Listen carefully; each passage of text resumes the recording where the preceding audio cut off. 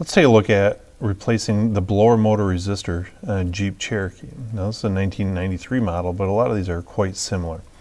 And the customer concern is that the blower motor only works in the high position. So we're underneath the dash on the passenger side of the vehicle.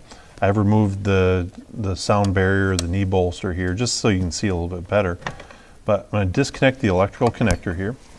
I'm going to take my swivel sockets, my 1/4-inch ratchet, and an extension here, and simply remove these two screws. Now in some cases it might be necessary to remove the fresh air door actuator here.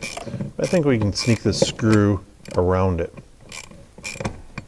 So once we get that out, we'll remove the other screw.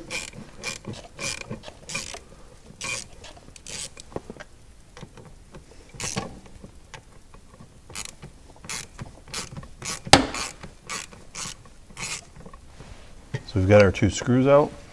We can grab a hold of it and sneak it out of the door here.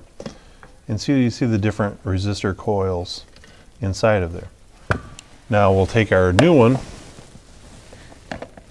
and install it into place. Make sure it's got this foam protector there, because this goes in the air passageway here, and we don't want any air leaks in the HVAC system when we're all done. So we're going to slide this into place, take our two screws and tighten them up and retest. So we'll just snug these bolts into place here. Make sure it's sealed up good and properly. We'll plug in our electrical connector, and then we'll retest the system to make sure that the fan is going to work on all the speeds. So as we turn the fan to the low position, well, right away I can tell you there's an issue here, and that's a good reason why we need to replace the fan or the blower motor at the same time as we replace the resistor. If you hear the resistance in that fan, it's making a lot of noise here, and I'm quite certain that's what burned up the original resistor.